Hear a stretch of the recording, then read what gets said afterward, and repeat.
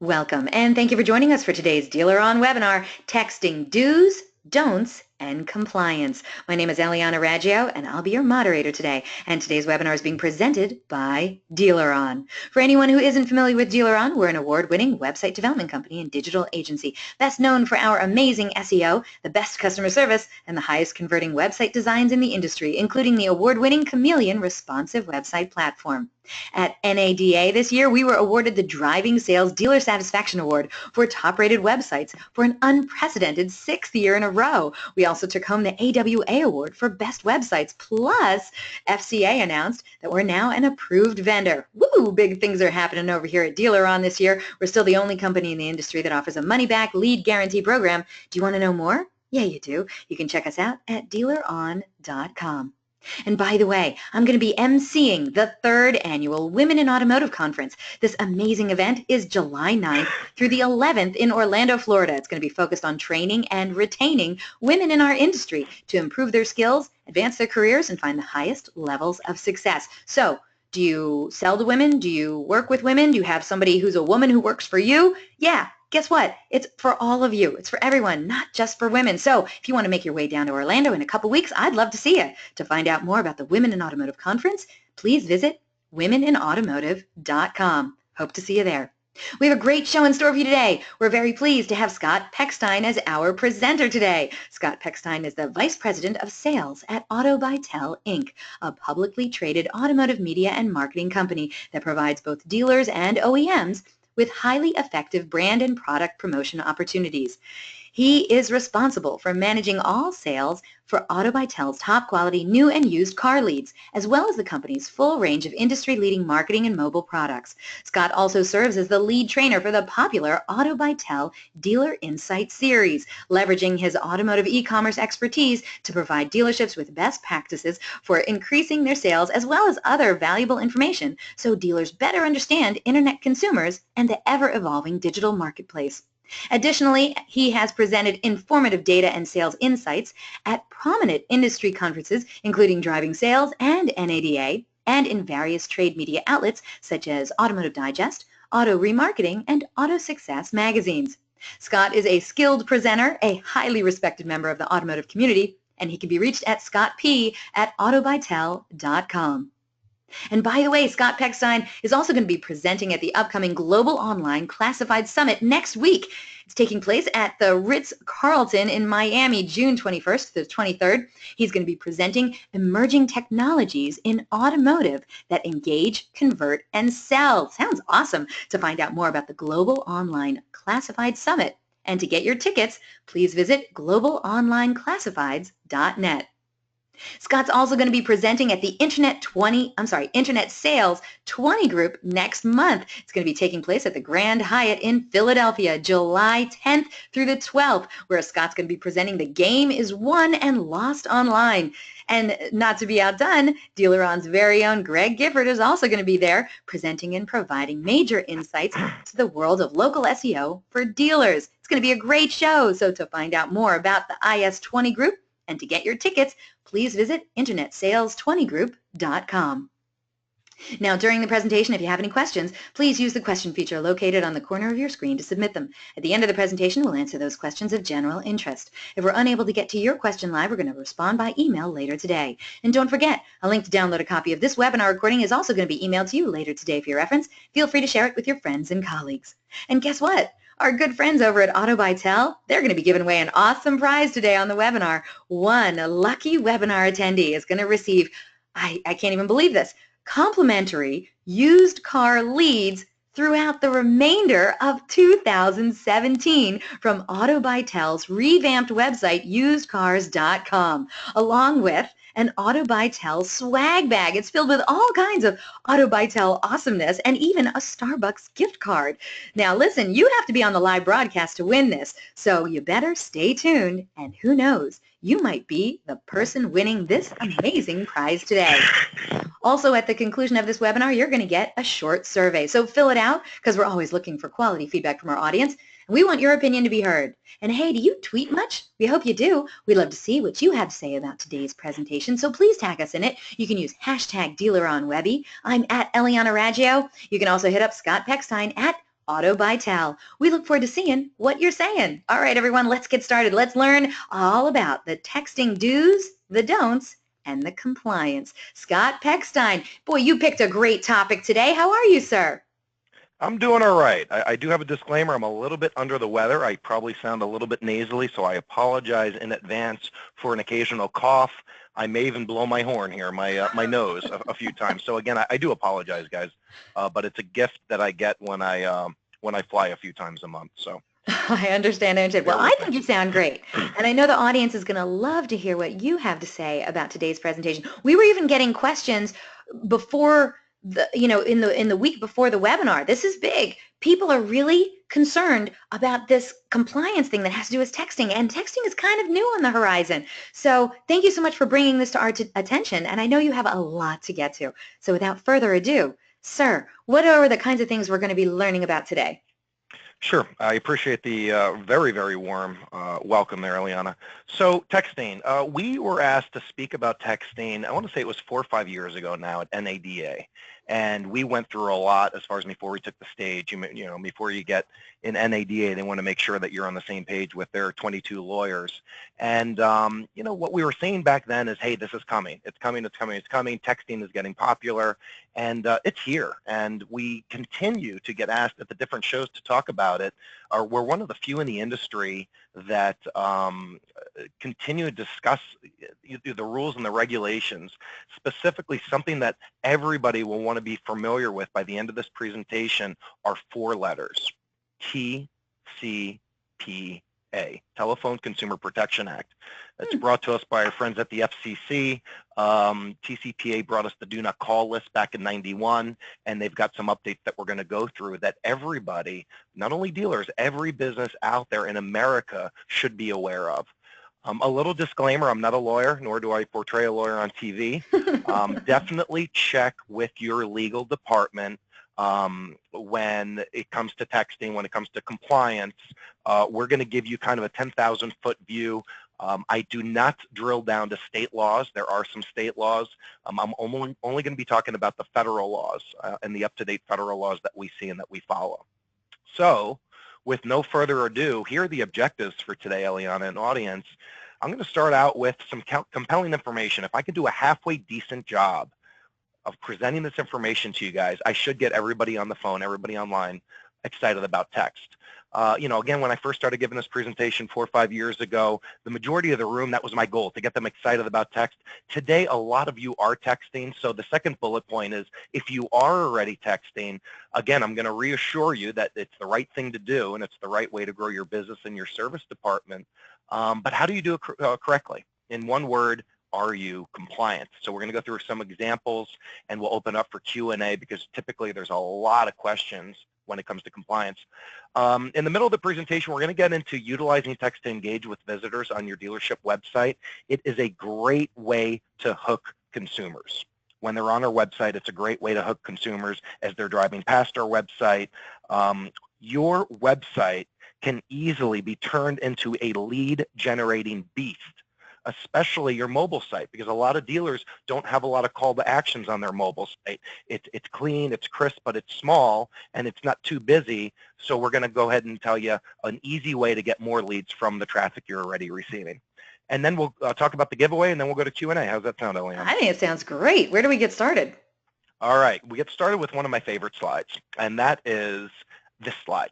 So this is St. Peter's Square at the Vatican, 2005.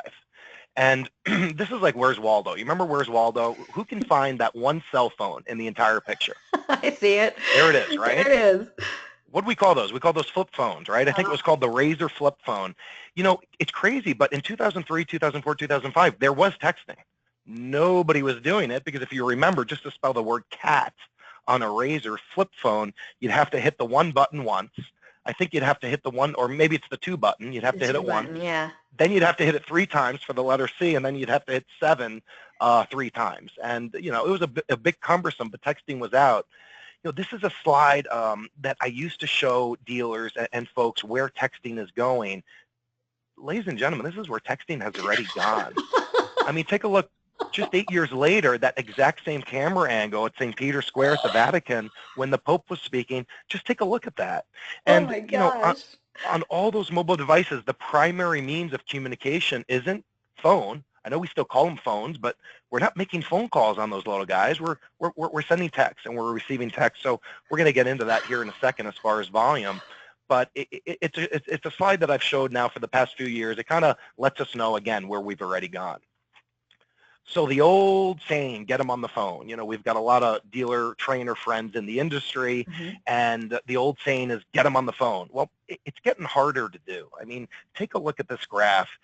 You've got your blue that indicates inbound calls. You've got your red, which indicates outbound calls. Now, there's always going to be somebody at a digital dealer, an NADA, that says the millennials are coming. We've got to change the way we're doing business because the millennials are coming.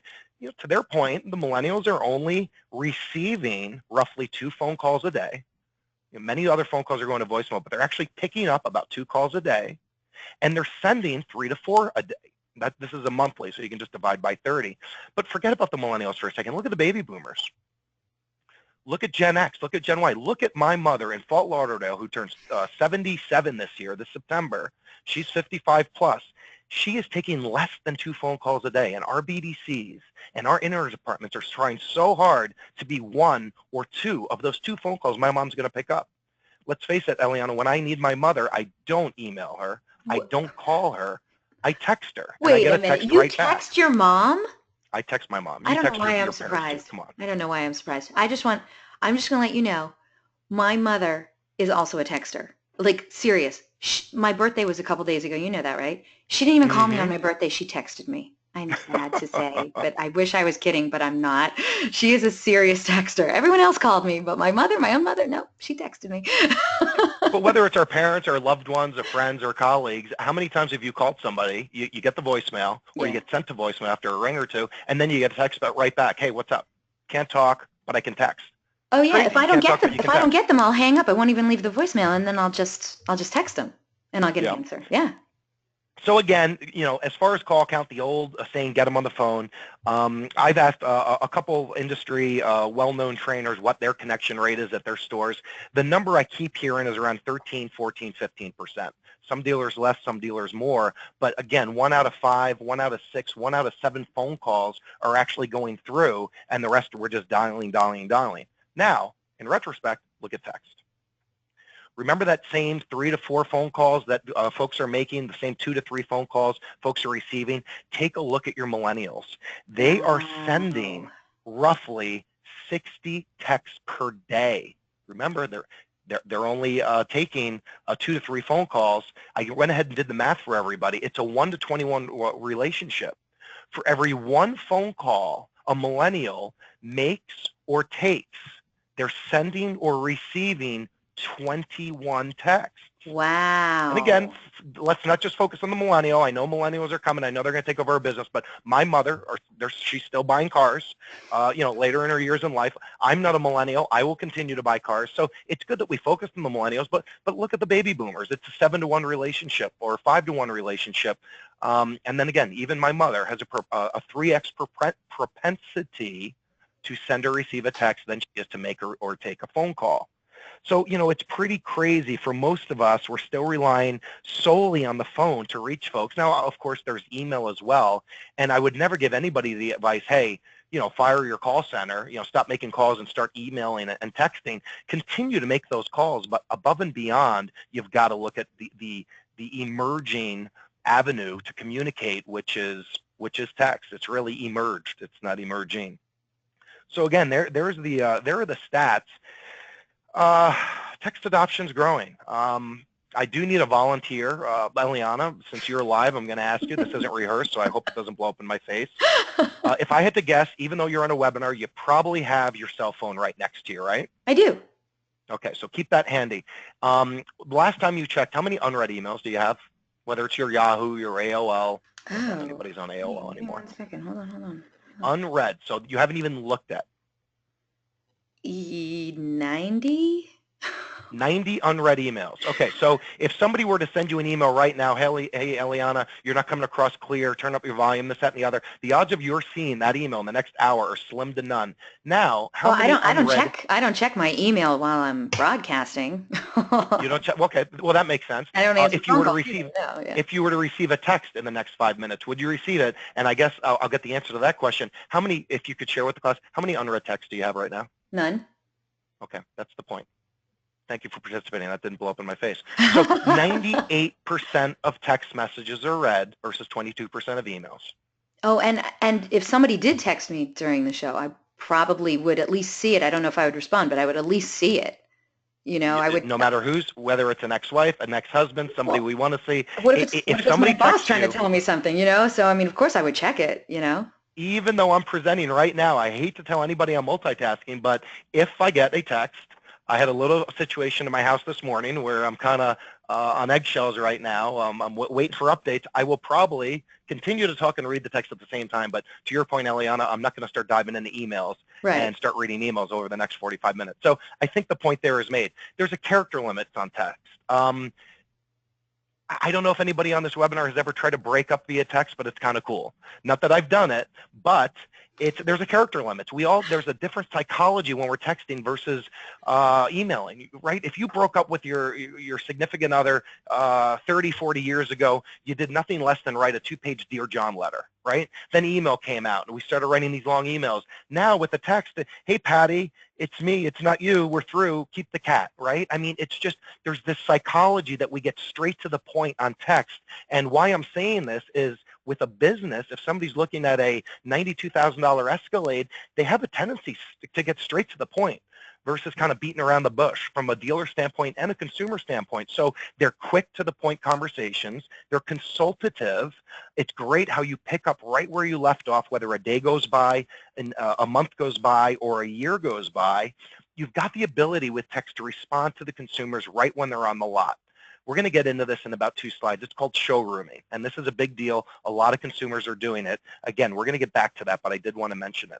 And 49% of automotive smartphone users made a purchase related to that interaction. So we can say that when a consumer is texting a dealership, it seems to be pretty low funnel where the consumer is pulling the trigger. Almost half of those consumers will buy a vehicle related to that interaction. It's pretty strong. More facts that kind of paint the picture of what we're talking about today. 59% use a smartphone to research dealerships and or vehicles prior to visiting a dealership. So let's agree that anything over 50% is the majority. The majority of your consumers are going to your mobile website. 1 out of 4, 25% of your consumers will exclusively go to your mobile website. They'll never even go to that desktop site that you've built out over the past 20 years with the fancy black book and blue book configurators. You may have an Edmunds configurator in there. You may have a payment shopping tool. All those widgets, we call them mousetraps, are irrelevant to 1 in 4 consumers because they're not even making it to your desktop website. They're only going to your mobile website. 63% use their mobile devices to research at the dealership. So this is showrooming. Let's talk about this for a second. Eliana, I bought a 55-inch television a couple months ago. My wife and I and the kids, 2 screaming kids, went to Best Buy. And we had a very, very with it as far as the salesman. He knew everything. This guy was a propeller head. He told me everything and anything about 4K, which I knew nothing about. And we did all our shopping at Best Buy. Before I pulled the trigger, I am a little bit frugal. My good friends call me cheap. Before we pulled the trigger on that television, what did I do? You whipped out your cell phone and did a quick search just to make sure you were getting the best deal on this There TV. you go. Mr. Right? Frugal strikes again. Exactly. And this is happening at our dealerships. When you see a couple outside of F&I, maybe it's a husband, maybe it's a wife, and they blow out of F&I, or maybe it's before they even get there, or right after the Foursquare, during the Foursquare, before the Foursquare, and they're on their phone, they're not texting their wife and asking them what's for dinner. They're showrooming them. 63% use their mobile device to research and shop while at the dealership. So the next time you see a consumer standing outside your F&I office or standing outside your side or your front door, they're probably showrooming. They're probably seeing if they can get a better deal on that F-150 or what have you. Now, this is crazy. 52% will visit an additional dealership as a direct result of showrooming. So the majority of the people that come to your dealership for showrooming, the majority of those people are going to bounce when they find out that they can get the car cheaper or better, or maybe you only have the F-150 with the 40-60 split and they want the captain's chairs. So having said all that, let's take a quick break and let's ask our first poll question. I believe it's around showrooming. Yeah, let's do that. All right, audience, we have our first of 2 poll questions on the screen now. We would love it if you would get involved. And there's a lot of you out there today, so we'd love it if you get involved and let us know the answer to this question. What do you think? What is the primary reason that you think a consumer showrooms while at the dealership? Do you think they just want to know about the directions and hours? Do you think they want to know about your staff? They go and visit the staff page. Maybe they want to know what your competitors are doing. Do they have that same car? Is it the vehicle or the dealer reviews? Now they think they like this car, but they just want to see what the safety features are and how did it rank and what did other people think about it? Or do you think it's the price, the payments, and any special offers on that automobile? Now, once we get a majority of the votes in, we're going to close the poll and share the results. And thank you so much for all of those people who are writing in directly. But actually, we're hoping that you can click on that radio button right on your screen and get that vote in, so it counts with everyone else's. So thank you so much. Eliana, I just want to make sure, can they see the questions and the multiple choice? I want to make sure that there's nothing I need to do here. The votes are coming. No, you're doing fine. The votes are coming in fast. Wait till you see. Yes, everything's working just fine. Don't you worry about it. You just take a sip of water and stop coughing, all right? Mm-hmm. All right, audience, you guys are doing so good. I can't wait for you to see this, the answer to this. Okay, I'm going to give you another about, let's say 10 seconds because almost all of you have voted. Audience is on point today. Thank you so much, everyone. All right, we're going to close this poll and share the results. All right, here we go. Let's see what all of you had to say. And then hopefully we'll hear what the right answer is. Okay, only 1% of today's audience thought that people were going to check out the directions and the hours, okay? No one said they were interested in the staff page. Apparently no one's interested in that. 32%, so almost a third of today's audience, believe that those people are checking their competitors' inventory. 9% of today's audience think that it might be the vehicle or the dealer reviews, but the majority of today's audience, 58%, they believe it's the price, payments, or offers that those consumers are researching while they're showrooming. So I'm going to put you on the spot now, Scott. Is there a right answer to this? Do we know the answer to this? I hope that we know the answer, and we've got a pretty sharp crowd. So let me see if I can go to the next slide here. There it is. Price, payments, and offers is the #1 reason a consumer will showroom. Wow. So having said that, again, it makes sense, right? Just think of me, think of the mooch at Best Buy, right? I want to see, not so much I'm making payments on my television. If it were a $50,000 television like the cars and trucks that we're selling, probably. But I want to see if Costco has any offers. I ended up, by the way, did I finish that story? I ended up going to Costco and saving $20, and I got a free Costco 3-year warranty that Best Buy wouldn't have given me. So again, Costco had an offer there. Forget payments for the television, but they're looking at the majority of Americans, not so much Europeans, but Americans are payment-driven, not so much price-driven. And then, of course, for the remaining folks that are either paying cash or they're looking at the big picture, they are curious to see if they can get a better price on that F-150. So you can see the other things, competitors' pricing, inventory, dealer reviews, inventory. That's also there. You know, inventory is worth noting. But still, the majority, 51% of the consumers are doing it for price, payments, and offers. So with all that said, Scott, okay, you did a halfway decent job. I'm excited about text. Get to the point. What's going on? What do I do? What's the takeaway for this webinar? What's an action item I can do? It's quite simple, gang. Put a texting button on your mobile website. Now, when I first started talking about this 4 or 5 years ago, this was people took pictures of this slide. Scott, can you send me that slide? What do you mean? How does it get up there? A lot of website companies over the years offer this. There's tons of third parties companies that offer this. I'm not going to give you a name, tell you that one's better than the rest. I'm not here to plug any company, but there are multiple people you can call to get this button on your mobile website. And a lot of people then ask me, well, Scott, I have chat and that has text. Yeah, we'll get into that in a second. These texts should really be manned by your dealership, not a call center in Florida, not a call center overseas. If somebody's texting you, you will want a sales associate, somebody from your BDC or enter department to handle those texts, because a lot of times it's on a specific piece of inventory.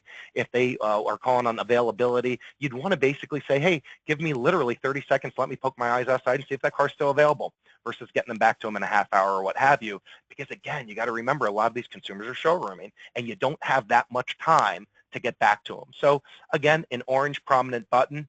The majority of these vendors out there will change the color to, we have AutoNation goes pink for breast cancer month. So for that month, you'll want to be able to change it to flow with the colors on your website and change it to pink or what have you. So again, this is going to result in a lot of incoming text. An incoming text, in my opinion, is a lot stronger than an outgoing cold text. It's no different than the sales team I run. They make cold calls all day, but when our phone rings, it's typically a much stronger call because it's a consumer inquiring about our products. So again, would you rather come in on a Monday morning and send 50 cold texts out to hope that you're not disturbing consumers and to hope they respond, or would you rather just have technology bring the consumers to you and bring the text to you? And again, the point I made earlier that I want to repeat, our desktop sites have so many mousetraps, so many configurators. Dealers have done a great job over the years, but most mobile sites today are pretty bland. They're pretty basic with not many call to actions at all. Okay, so if I've gotten everybody, if the presentation were to end here, okay, Scott, you got to the point. We'll put texting buttons up on our SRPs, on our VDPs, on our homepage. Okay, thanks for the hint. Now to let all the wind out of your sails. There are really tough regulations, and I think that's probably why the majority of the people have joined the conference today. TCPA, Telephone Consumer Protection Act. It's up to $1,500 per text if it's not compliant. It's up to $1,500 per text, that's per bubble, if a dealership is texting a consumer that's not compliant. Here are a couple cases that we've talked about over the years. We added Lithia in here. Even though it was a long time ago, they probably want to forget about it. That was a $2.5 million settlement.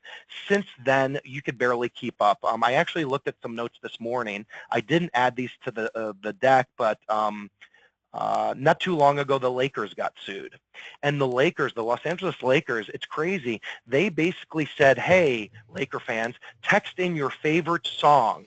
And if you plan on coming to a game this season, the song that we get the most votes from, we will play during halftime or during the rally when the team takes the floor. So Eliana, check this out. So all these consumers are texting the Lakers, right? It was a short code, 34512.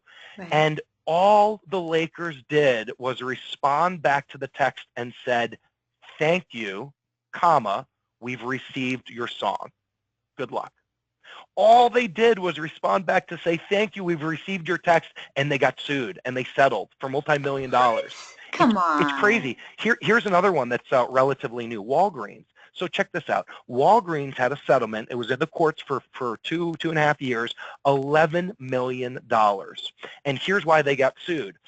Let's say it's Scott Pechstein came in for a prescription because I'm always getting sick. Let's say I was in for something that's chronic that I could continue to need. And let's say I hadn't come in over the past 3 months to refill my prescription. All they were doing, Eliana and audience, they were simply texting, hey, Scott, you haven't filled your prescription. According to our records, you needed to fill it 6 weeks ago. Please don't forget to come in and fill your prescription.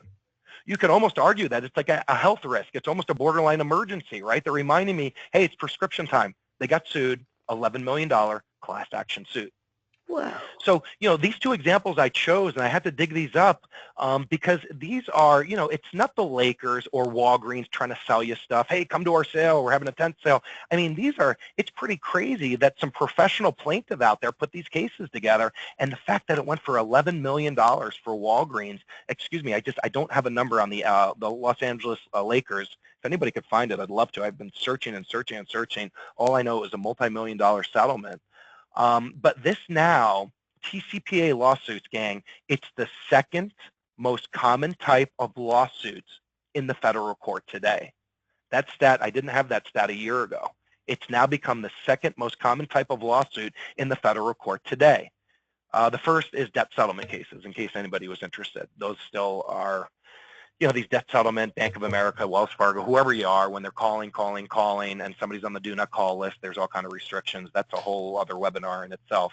But it's the second most common lawsuit. So the numbers are really shooting up. I've got one more stat here that I recently just got. TCPA lawsuits are up to 3,710 TCPA lawsuits last year. That's a 98% increase year over year. So again, when I first started talking about this 4 years ago, it's like, Scott, it's kind of like jaywalking. Everybody in New York does it. Nobody gets caught. I'm born and raised in New York. Nobody ever got caught for jaywalking. Now, if anybody's been to Manhattan over the past really 18 months, they are hitting people left and right for jaywalking. There's signs all over Midtown. I didn't know that. I'm telling you, when you're in Midtown Manhattan, even in the financial district, there are big white square signs that say, do not cross the street here, fines up to $250, $150. I don't know what the fines were, but they're nabbing people for jaywalking. They're nabbing people. TCPA is nabbing people for uncompliant texting. And I should add, most of these are civil suits.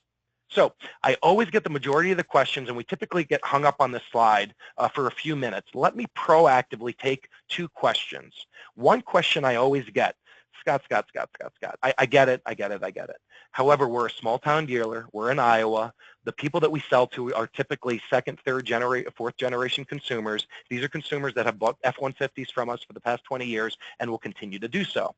So we have a pre-existing business relationship, so it shouldn't matter, right? You're right. Up to 2013, that was the case. If there were a pre-existing relationship, when somebody used to ask me this years ago, I used to say, you're absolutely right. If you have a pre-existing relationship, no worries, keep texting them. In November of 2013, that rule changed. So as of November 2013, ladies and gentlemen, a pre-existing business relationship does not matter.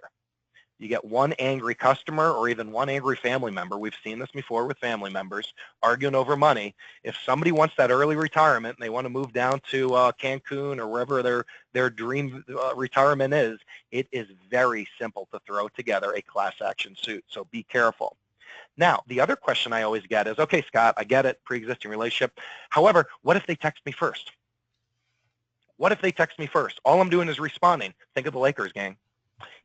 As crazy as this sounds, even if a consumer texts you first, hey, Eliana of Eliana Motors, is that Durango still available? I'm looking for a used Durango for my family. If you text that person back, you could be responsible up to $1,500 just for that first text back. What? So it's crazy. I know it's crazy. And people just shake their head. Well, why, your whole half of your first presentation is we should text.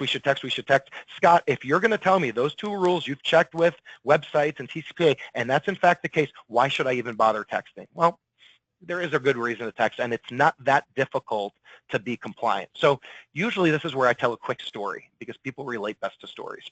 I travel a lot. As you know, I just got back from South Dakota. We spoke to the about texting and TCPA to the South Dakota Dealer Association on Friday. Now, when I got on that plane Friday morning, I don't fly first class. I still slum it in coach like many of us.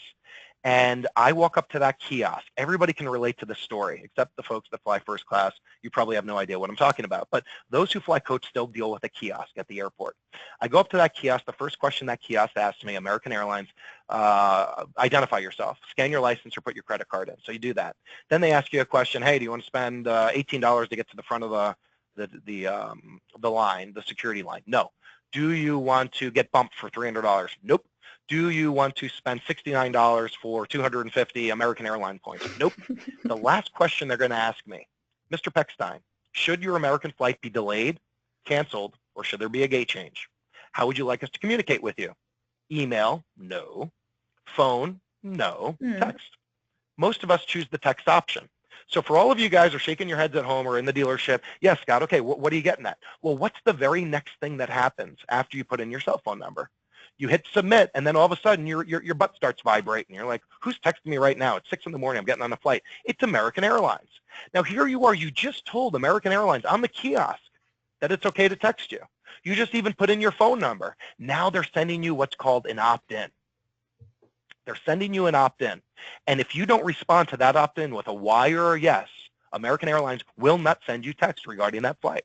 They want that express written consent on file.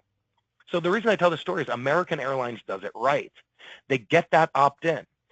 And if you ever opt out, American Airlines can't continue to communicate with you. So all of these settlements happen for one of two reasons. One, the consumer wasn't opted in. Two, the consumer didn't have a chance to opt out, or they did opt out, but the text continued to come in. Such the case with Lithia years ago. They had an opt-in, they had an opt-out, but the opt-out wasn't working, and people that are on data plans continue to pay that 10, 15, 20 cents a text, and the class action suit was quickly thrown together. So there's a couple of other examples. Domino's just went down for $15 million. If we have any football fans in the room, the Buffalo Bills settled for $3 million. The list goes on and on and on, and it's all for the same reason. One, the consumer wasn't opted in. Two, the consumer didn't have the opportunity to opt out. Wow. Crazy stuff. I feel like these are very, it's a lot of money. Are they really that strict? They are really that strict. We have a new chief in office. He's eased up on a lot of these rules. I wouldn't be surprised if we get a little bit more lenient as things in D.C. continue to get approved. But as of right now, and the way things have been for the past 4 or 5 years, this is how strict it is. And there's many dealerships that reach out to me and say, Scott, I didn't want to admit this in front of 200 people while you were speaking at NADA, but I got to tell you, I'm the last example. I'm from Chicago, Illinois. I'm an independent, and we just went down for X amount.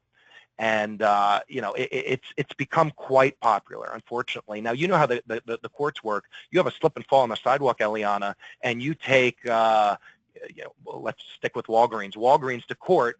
You know, that case may go into the books today or tomorrow, but that settlement's not going to come out for 2, 3, 4 years. Right. So, you know, the settlements that we're seeing, these big settlements, are from cases from years and years ago. The cases that are going in now, if you'll be so kind to have me on your show 3 years from now, my hair will be a little grayer, and but we'll talk probably about much bigger cases that are building up right now. So a little homework assignment for everybody. What if this happens? Here's a copy of a text. This is a dealership texting a consumer. Hi, I just got your quote request for a Honda Accord. When can you come in? That was on August 28th of 2014. A couple minutes later, dealer didn't hear back, sends a second bubble. Hey, we're having a huge Labor Day sale this weekend. Come on in, ask for Steve. All right, no response for the consumer. A couple days later, now it's after the holiday weekend. What do we have? Labor Day, right? In the beginning of September. Hey, I didn't see you over this weekend. Did you come in? The consumer writes back, stop. The dealer writes back, do you mean you stopped by? The consumer writes, quit. Did somebody tell you I quit? Oh my gosh. Now, all this consumer's trying to do is opt out. There are 5 words. If everybody's got a pen handy, please write down these 5 words. And you guys will have the deck as well. I'm sure Eliana Yes. makes it available to everybody who registers. But these are the 5 words that you have to adhere to. Stop, quit, unsubscribe, cancel, or end. If the consumer responds back with any of those words, stop, quit, unsubscribe, cancel, or end, you can't text them. You can't even text them to say, I'm sorry that you're opting out, but rest assured we've got your notification and we won't call you and we won't text you anymore. Again, Los Angeles Lakers. It's like when a consumer opts out of an email, you can't then send them in. I think actually email's a little bit different. You can send them an email to verify, but because there's data charges with text, because you can technically send people over the data plan, you can't even respond to them to say that you've got their opt-out. So back to the homework assignment. Guys, I'm not great at math, but here are the numbers. 15, 30, 45, 60, $7,500. $7,500 just for this example. Now, if you've got 10 sales associates texting from your dealership per day, let's just say this were to happen once a day per salesperson. You've got 10 salespeople. That's $75,000 per day 30 days in a month. I'm not great at math. That's going to take us somewhere around $2.1 million a month. Again, you can see how quickly things added up for Lithia that settled for $2.5 million many, many years ago. So again, this example is just to show you how real it is, gang, and how quickly it could add up. Also, we're going to talk about this here in a little bit, but if these texts aren't making to your CRM, you've got other issues, right? I mean, we as an industry have done such a great job of getting all the conversations and all the interactions with consumers and potential prospects into our CRM. Texting gets popular a few years ago, and all of our sales associates are texting from their handheld devices, and now none of the texts are making it into the CRM. So what do you need? Scott, okay, I get it. What do I need? You need an LMS. You guys need a lead management system for your texts. There's a lot of them out there, and again, I'm not here to plug any specific company, but there are a lot of them out there that offer this. You'll want to make sure that the consumer can initiate the text. Again, there's nothing like warm calls versus cold calls. You want to make sure that there's a secure gateway that doesn't allow you to talk to the consumer until they've opted in. Now, we have a texting tool on our site that I used for leads. And I'll get, if you go to our website, you'll see, hey, you can call me, you can email my sales team, or you can just text me. Just so you guys know, all those texts come directly to me. We see, because I've got management access, I see even when somebody texts in but they don't respond back with Y or a yes, my system won't allow me to respond to them. 9 out of 10 consumers that send a text, we automatically send an opt-in, say, okay, I know you want to communicate, respond back with Y or yes to text Scott Pechstein at AutoBuyTel. A little more than 9 out of 10 of those dealers will respond back with Y or a yes. Now, if 1 out of 10 people want to text you, they get that opt-in and they don't opt in, don't bother with them. That's the last person you want to be talking to. There's your out-of-work lawyer. There's somebody that's going to give you trouble. Or there's my mom in Fort Lauderdale that's trying to text the dealership and saying, ooh, I just read the legal disclaimer and the text message rates may apply. I went over my cell phone bill last month. I don't want to mess around with this. I'm just going to call the dealership. So again, you want a gateway, a secure gateway that sends that opt-in back to the consumer, doesn't allow your BDC or your internet department to communicate with that consumer until they're opted in. There are some options out there for LMS lead management systems to actually hide the phone number. That's very important, because if you have a lead management system that doesn't hide the phone number, and you see, even if a consumer is not opted in, and your BDC staff, your internet staff can see where the phone calls are coming from, they can just pick up their handheld device and start texting the consumer. So be careful. They may just get right back to their old habits if you don't hide the phone number. From a management standpoint, obviously you'll want management override. You'll want the system to be able for a manager to go in there and be able to see the phone number. But your staff, you should hide the phone number if you feel that they're just going to start texting from their handheld device anyway. And then the last thing, any system out there, gang, it has to load up to the CRM. If this information doesn't push to the CRM, don't do it. Your lead management system for text has to push to your CRM. The information's got to get into the CRM.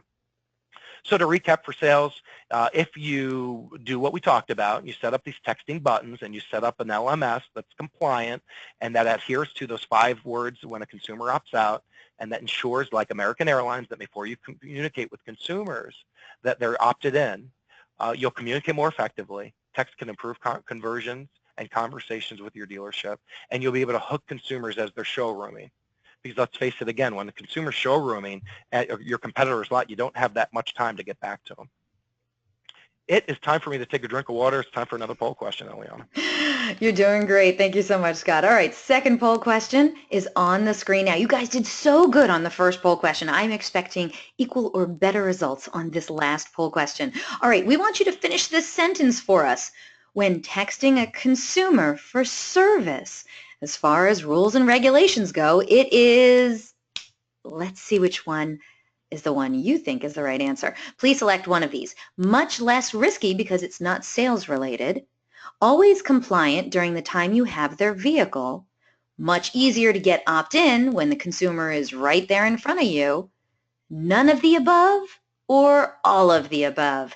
Once we get a majority of the votes in, we're going to close this poll and share the results. So finish the sentence. When texting a consumer for service, as far as rules and regulations go, is it much less risky because it's not sales related, always compliant during the time you have their vehicle, much easier to get opt-in when the consumer is right in front of you, none of the above, or all of the above.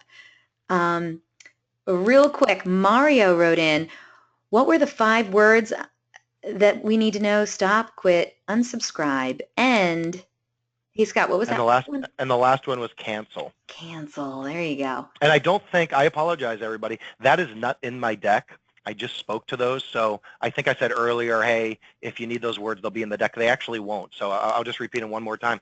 Stop, quit, end, unsubscribe, or cancel. Those are 5 words that if they come across, the FCC basically says that that's an open and closed case. You need to opt that consumer out. Now, of course, it ends up, you've got to put it in context, right? If a consumer says, when my shift ends, I will be at your dealership, that's not an opt-out. And furthermore, if somebody says, quit, I'm trying to think of a way they can say, don't ever text me again. You have to adhere to that too, even though that doesn't contain the 5 words. But stop, quit, and subscribe, cancel, or end, you've got to cease communication. Gotcha. All right. Mario already says thank you, and Kayla, she says thank you too. Okay. Great questions are coming in from the audience, by the way. Audience, don't be shy. Keep those questions coming in. All right. I think it's time we close this poll and share the results. Audience, you did so good right now. Are you ready for this, Scott? All right. Let's see. Let's do it. What we got? All right. Let's see what we got. Okay. Only 1% of today's audience say, when texting a consumer for service, as far as rules and regulations go, it is much less risky because it's not sales related. 1% of today's audience also said, always compliant during the time you have their vehicle. The majority, however, 59% of today's audience, say it's much easier to get opt-in when the consumer is right there in front of you. A third of today's audience said none of the above, and 6% of today's audience said all of the above. So gosh, oh boy, I really hope you have the answer to this one. I don't know which answer I would have picked when texting a consumer for service. As far as rules and regulations go, Scott, what's the right answer? Well, you guys are good. I got to be honest with you. I hate to admit this, but I really try to trick a lot of people just by things that I continue to hear. I heard this in South Dakota on Friday. I hear this almost every time we speak. Hey, if the consumer texts me first, it's compliant, right, Scott? No. If I have a prior relationship, it's compliant, right? No. The biggest misnomer that I continue to hear, even above those two, if it's not sales related, I can text a consumer all day long. That's a misconception. So only one out of, I think, the 300 people on this webinar, or maybe it was 2 or 3, chose that. That is not the right answer. So even in service, even if it's not sales related, it doesn't matter. All the rules apply. Eliana, the majority of the group got it right. It is easier to get that opt-in when a consumer is in front of you, but all the same rules apply. Gotcha. Okay, audience, laying it out. You got it right. All right, that was our last poll question of the day. We are looking for more questions from you for our great Q&A session that's going to come up in just a little bit. Scott, where do we go from here? This is very fascinating. Okay, so let's talk about service a little bit. For a lot of us, it's what keeps our lights on, right? Service is a gigantic revenue stream for us, and we are probably all sick of the Big O tires and the Meinekes and the help me out, the Jiffy Lubes, right? Because we want. Yeah, we want those cars to be serviced at our dealerships, and texting is the right way to do it. This is a real texting conversation. It's kind of small. You can read it if you want, multitask while I'm talking. But, the basic gist here is, I like stories if you guys haven't figured this out by now. Let's say it's a Monday morning. Let's say we're a Honda dealership and Mr. Jones comes in because he needs new brake pads. His brakes are squeaking. So Mr. Jones comes in at 7 o'clock. Like many of us, Mr. Jones works downtown. He's very, very busy. So he says to the service advisor, listen, I don't have much time. I've got a meeting at 8. I've got to go. So what you're going to do is you're going to have Mr. Jones sign an RO, right? Hey, to complete the brake pads, go ahead and sign here. What I would challenge everybody to do, if you haven't done it already, right there on your RO, put a texting disclaimer. By filling in your phone number on this form, you're giving us express written consent to text you either when your car is ready or just regarding your car, regarding your vehicle that's in service. So I'll repeat that. If you have that agreement right there that Mr. Jones is signing, what a great opportunity to the poll question. This is the answer. You've got such an easy opportunity to get that person to give you their cell phone number on that RO and sign it. There's your express written consent. Now, that's the simplest form. You should really have a system that sends him an opt-in right there. You know, for dealers that are really going to embrace this, what you should have is your lead management system. You say, Mr. Jones, not only is it right there on your RO, but what's your cell phone number? Well, why do you ask? I'm going to send you an opt-in text right now. Please respond back with Y or yes. Once I get your response back with Y or yes, you'll be opted in to receive updates on your vehicle. Now, this gets ugly. Now, we can probably most all relate to this. So the old-fashioned way, let's say we don't text Mr. Jones, and let's say we don't have his express written consent to text. That car, let's assume it's out of warranty, that Honda Accord goes up on the lift.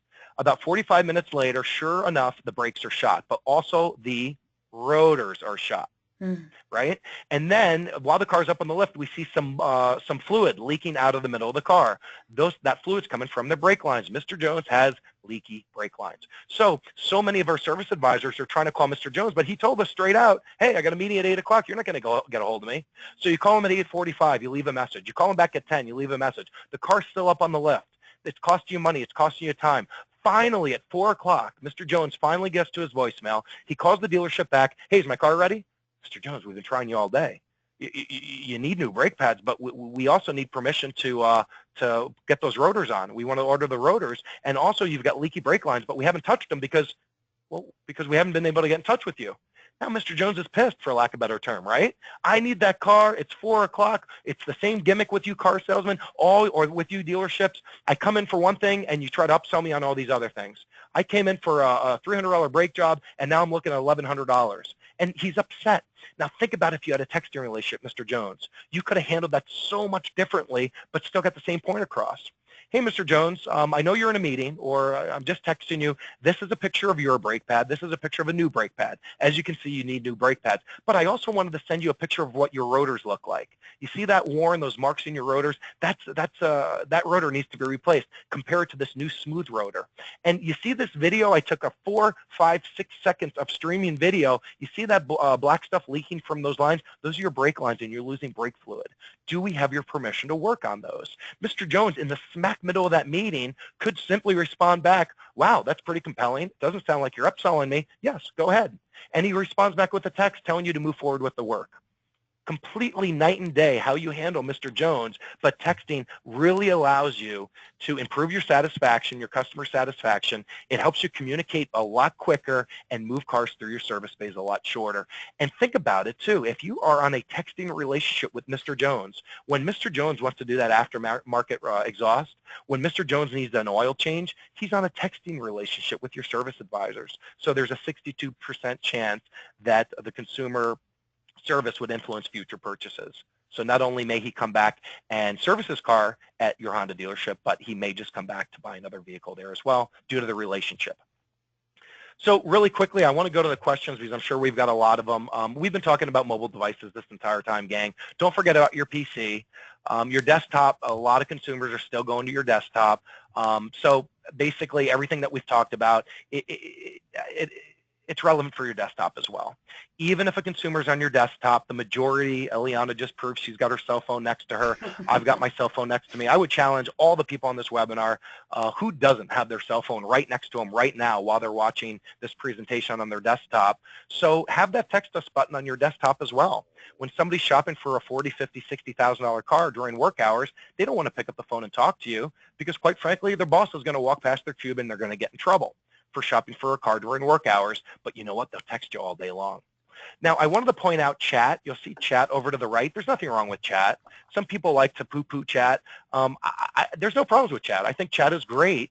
It's a little bit boring. You know, the technology, I think, was invented back in 91, 92. It really hasn't changed. Keep your chat provider, but when comparing texting to chat, think about the benefits. Right? If somebody chats with you, Eliana, if you're on Nordstroms.com and you've got a question and you submit a chat, 10 seconds goes by and they don't respond, how do you feel?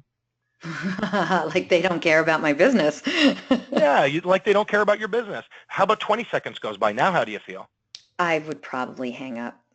Yeah, you're frustrated, right? Lonely, depressed, you're a little anxious. Why aren't they responding to me? So now think about if Nordstrom's had a text us button.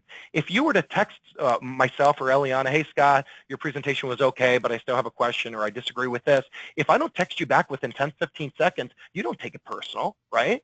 But if you're trying to chat with me and you don't hear right back, you're going to be like, oh, this guy doesn't want my business. So texting, although it's the same lines of communication, it gives you so much, it gives you upper hand, right? It gives you so much more flexibility to convert with these consumers. And also, when you're chatting with a consumer, if you were to chat with a consumer and they don't respond, let's say 2, 3, 4 days goes by, 2, 3, 4 months goes by, you'll never pick up where you left off. It's always a new chat window once that chat closes. Well, think about texting. You could text the dealership and you can go back and forth, and 4 months later, you can text that dealership back and they'll pick up right where they left off. So again, don't can your chat, but add that text us to your desktop as well.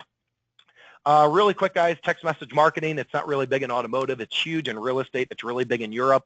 Text Bigfoot to 45555. Many of you guys have probably seen this in the real estate vertical. If you are at the gas station or the deli and you pick up one of those real estate magazines and you want to know what houses are going for in your neighborhood, you don't see the prices in most of these magazines anymore. They ask you to text the MLS number to a short code. And then a realtor can text you back, and the very first thing they're going to ask you is, are you presently working with somebody? Selfishly, they want their 2.5% cut, right? And then they'll text you the price of the house. So we should be doing this. It's a great way to engage after hours, maybe on your window stickers. For more information on this Accord, text Honda to 45555. That's also a great way to drum up additional text leads. The last thing I wanted to talk about is text to landline. This is relatively new. All landlines in America are able to be text enabled. It doesn't matter if it's an 800 number. It doesn't matter if you're a small dealership in North Dakota and you've had the same phone number for the past 85 years. Consumers are texting that number today, and you guys don't realize it. Think how many times your BDC calls Mr. Jones at work. Mr. Jones is in the meeting, and he texts back, hey, ABC Honda, I've been expecting your call, but now's not a good time. Can you call me back at 5:30? Your BDC department's never getting that text. Mr. Jones, like myself, responds back to many missed calls with texts. So I would encourage you, there's more than one company that does it. Again, I'm not here to plug anybody, but text enable your landlines. At the very, very least, text enable your service landline and text enable your sales landline. You'll see on day one, you're going to be receiving text. Right out of the gate, you're going to see that texts have been coming in.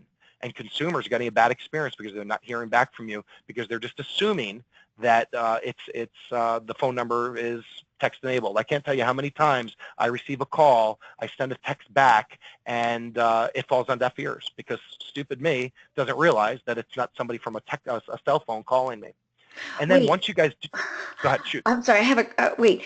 If you text enable your landline, does that also enable that text to go into the CRM? Yes, into your lead management system, 100%. So Oh. Eliana, the difference is if you were to text me from your cell phone, or if Mhm. you were to call me from your cell phone after this webinar because you want to, hey, Scott, you talk really fast, you stuttered a lot, whatever the case is, and I saw your Eliana cell come in, I would text you back and say, hey, Eliana, I just ran into a meeting. I'll call you back in a little bit. You'll get that. If Mhm. you call me back from your home phone or your office phone, silly old me, kind of multitasking, I'm going to see Eliana. I'm going to say, oh, let me just text her back real quick. You're never going to see that text. Right. So again, if you're a dealership, we would encourage you. It's not very expensive at all, guys. It's really cheap, actually.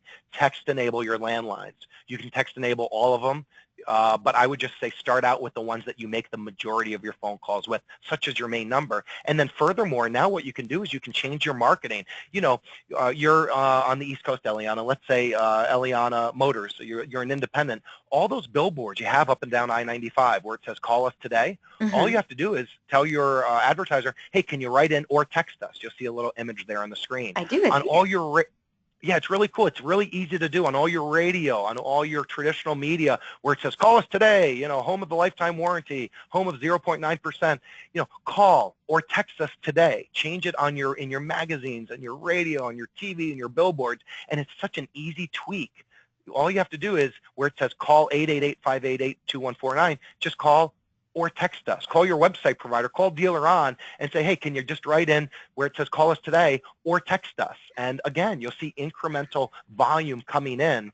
My job with this webinar is to get all the dealers on this webinar so inundated with text leads that you guys will never even have to think about sending cold text leads. You'll just be responding from leads from your traditional media, your website, your text us buttons, your radio, your billboards. And again, these consumers don't want to call us. They want to text us. Well, we just got right there. into Does that make great sense? questions about this whole line of talking. So keep those questions coming in, because we do have to wrap up this webinar and get to that Q&A session. So yes, this is fascinating. We're I didn't even know you could do that. We're almost done. Let's just have some let's have some fun here at the end. So there's Mom. She doesn't want to be called. She wants to be phoned. So that was Mom a couple years ago. So let's have some fun. Wait, go back. I didn't read it all. My voicemail message should say, you know good and well, I'm not going to answer my phone, so please hang up and text me. I don't do calls. Okay. Something we can all relate to. My mom. Eliana, I need your help. LOL, what does it stand for? Lots of love. No, I'm just kidding. I mean, laugh out loud. BRB. Bathroom break. You're funny. TTYL. I haven't talked to you later. All right, and you don't have to answer that one. Laughing yep. Guys, don't use them. Don't use them. Use them with your friends. Use them with your daughters. Use them with your kids. Don't use them when you're selling $40,000, $50,000 cars. No be seeing you. Forget the by the ways. You know, again, like my analogy earlier, when you're breaking up via text, you do it so much cleaner than, you know, you just abbreviate all these words. When somebody's buying a $60,000 car, they don't want the happy faces, the FYIs. Here's our little emoticon. Don't use it. Don't send them smiley faces. Avoid the URs. Identify yourself in the dealership. This is the #1 problem with texts. All of us have email signatures set up. The majority of us don't have text signatures set up. So think about that. The last time you texted a consumer, they get a lot of texts per day. They don't know who you are. If they're shopping for a Honda Civic, odds are they're also shopping for a Toyota Camry, and they're probably pricing your Honda Civic out with 2 other dealers. Identify yourself in the dealership. And, you know, ask the questions. Who's the car for? How's it going to be used? What features are important? Again, don't throw away everything you learned when you started in this industry 10, 15, 20, 50 years ago just because text comes out and the conversations get more streamlined. In wrapping up, the field of dreams, everybody knows where I'm going with this. If you build it, they will come. Ladies and gentlemen, if you embrace text, they will text. I promise you, if you put these call to actions that we've talked about over the past 50 minutes on your website, you guys will get additional text leads. They'll be low funnel, and these consumers will respond right back to you. Action items. Stop using your personal cell phones. It's illegal. None of that information is making it into your CRM. You're rolling the dice. It's a numbers game. Implement the texting lead management system with opt-in and opt-out. Add texting calls to action on your website, and text enable your existing landlines. Some suggested resources. This will be on the deck, so don't feel that you have to take a screenshot or try to write these down. These will be available when you guys download the deck. And I think it's time for questions. It is. Thank you so much. Okay, you take a breather. Let me talk to this great audience we have today. All right, audience, you saw all of the incredibleness that Scott just shared with us. If you would like a copy of the deck, well, we have it for you right here.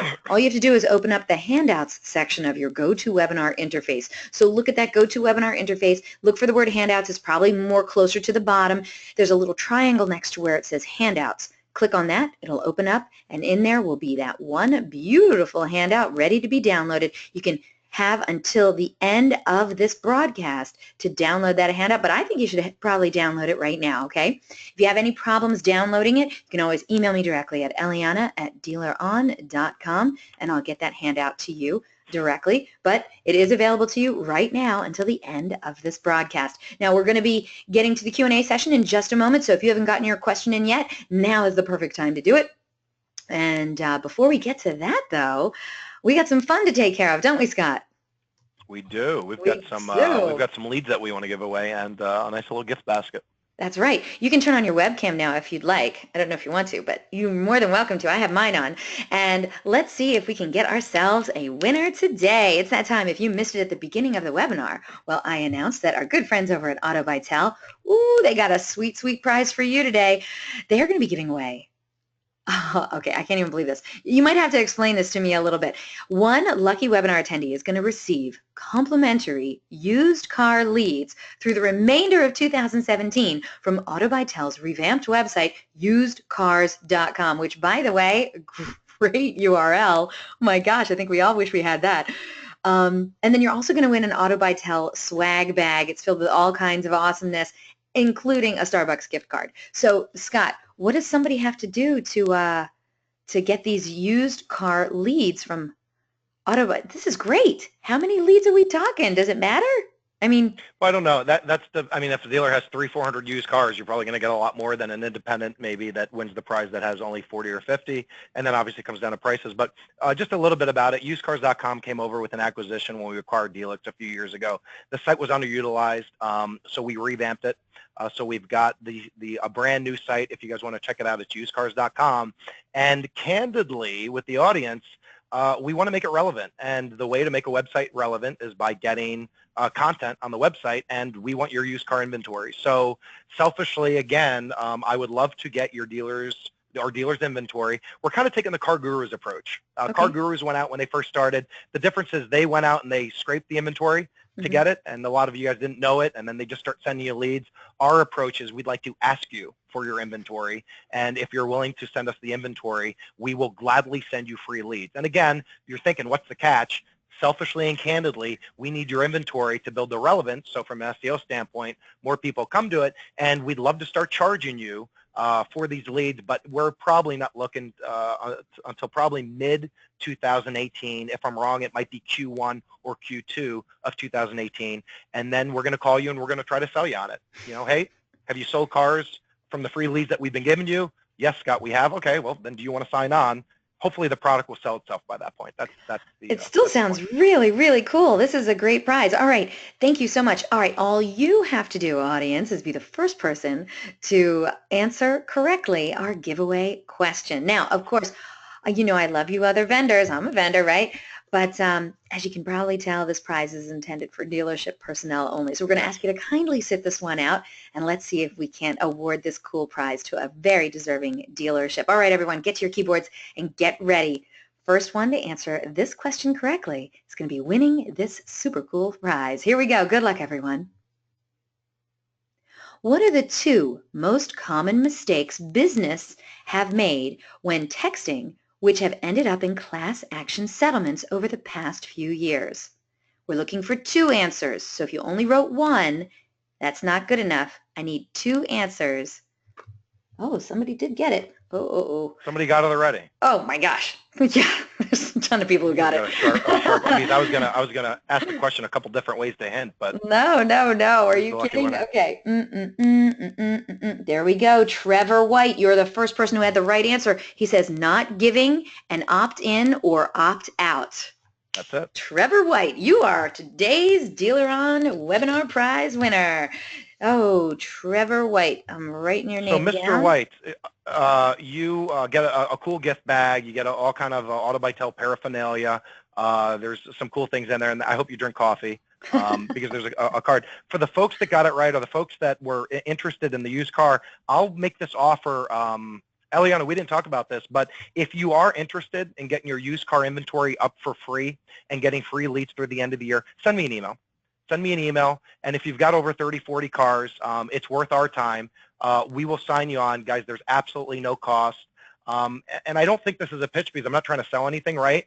We're trying to give something away. This is the first time in a public forum I've ever said this, but again, you'd be helping us out by getting more relevance to our website, and then we're going to help you guys out by just sending you free leads with absolutely no catch. You already know my sales pitch. There will probably be a salesperson that calls you 9, 10, 11 months from now, and their sales pitch is going to be, have you been selling cars from the free leads? If the answer is no, you probably don't want to sign on. If the answer is yes, we're simply going to ask you, okay, do you want to start paying for those leads now? That's it. Pretty cut and dry, pretty transparent. Pretty cut and dry. So my email address you'll have on my contact page, or you could text me, and we'll get back to you. Okay, wonderful. Right now, Trevor, I need you to tell me what dealership you're from so I can give you a proper congratulations. I also need your mailing address. So please send that out to me or write it in so that we can give you proper congratulations. We can get this prize out to you. It's going to be coming directly from our friends at Auto Vital. Okay, Trevor says he's with Street Toyota of Amarillo. Oh, cool. Wait a minute. I know some people over at Street Toyota. That's nice that you won. That's really cool. All right, cool. Don't forget to send me your mailing address. Congratulations. Now, audience, I know we only had one cool prize, although I think you all should take advantage of Scott's very generous offer on usedcars.com. But you know what? We give away cool prizes every single week on the DealerOn webinars. So come on back to another DealerOn webinar, and that might be the day that you win a cool prize on the DealerOn webinar. For right now, we're going to congratulate Trevor White from Street Toyota of Amarillo, Texas. And, of course, we got to thank Scott Pechstein and our good friends over at Auto Vital for their incredible generosity. So thank you so much. All right. Pleasure. Here we go. Woo-wee. You ready for questions from the audience? We can go to there we go. All right. So, by the way, Scott's email address, scottp@autobytel.com. So get in touch with him if you'd like to take advantage of that very generous offer that Scott made just a few minutes ago. All right, I did want you to know that we actually had a few questions that came in about texting. A few of them we answered in advance, but this one we didn't. So we're going to start off with this question that got emailed over to me a couple days ago. And I happen to know he's actually on the call because I saw his name. So Mario, if you're out there, and I know you are, we're going to be starting off with your question first. So Mario says, I have heard conflicting answers regarding whether or not we have to include an opt-in or an opt-out in the text message. Some have said you don't need it to have the opt-in because they have contacted you already, authorizing you to contact them. All have said that you need to have an opt-out button, though. But it's unclear whether we need to let the client know this in the text message. What's the actual law covering this type of communication, and what's your opinion on the issue? So you kind of hit on it, and yes, Scott is not a lawyer. We are stressing that. You really need to connect with your own lawyer to know if there's, I mean, he's covering federal law, but we have no idea where you are, what state you are, so we're definitely putting that disclaimer out there. You really should connect with your own attorney at the dealership and see if they can cover any of the local and state laws that you also need to apply to. But with federal concerns, that's really what we're talking about right now. And Scott, if you could help Mario out. So let's say somebody texts you. Is that automatic opt-in? No. So if somebody texts you, just like American Airlines, just like the example when somebody goes to autobytel.com and they want more information on our programs and you guys choose the text option, just because you text me a question, you will not get a response from me. You will never get a response from me. Scott, please, text me back right now. I'm your best friend. I will not text you back. My system won't allow me to text you back until you respond back with the Y or a yes. So how this works, Eliana Motors, has a question. She comes to our website. Hey, Scott, I have a question. How much are your leads? As soon as she hits sends, my system spits back within a second. It spits back, if you would like to text Scott Pechstein at Auto Bytel, please respond back with the Y or yes. And then data rates may apply. Now, this is where Mario's question comes in. On that opt-in text, do I legally need to tell you the disclaimer, should you opt out with any of these words, da, da, da, da, da. The answer, Mario, is I don't know from a legal standpoint. So if we're in a courtroom and Eliana went ahead and sent an opt-in, or she sent her text in, then I send the opt-in and she opts in, and we're good to go. My personal opinion is I don't think she has much of a case, regardless or not whether I sent that link with the opt-out language. However, having said that, every tool that is worth looking at, in my opinion, that I know about out there, whether it's from your website company, whether it's from a third party, whether it's a homegrown tool that I've seen dealers use, every single one of them lists that legal language that says to stop these texts, please respond back with stop or quit or opt out at any time. Now, a lot of dealers say, well, Scott, you know what? That makes the text really, really long and cumbersome. What I would suggest is everybody that I've seen uses a link to their legal terms and conditions. So from the top, Mario, if a consumer texts Mario Motors,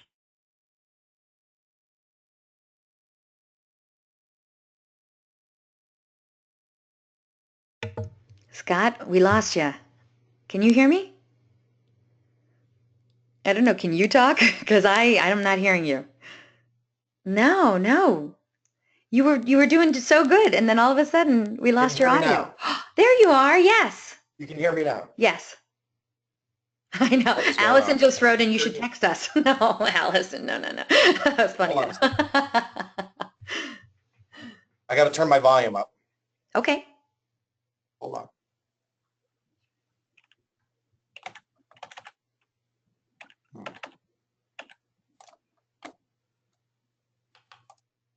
Hold on, hold on, hold on. Mario said just have him text me.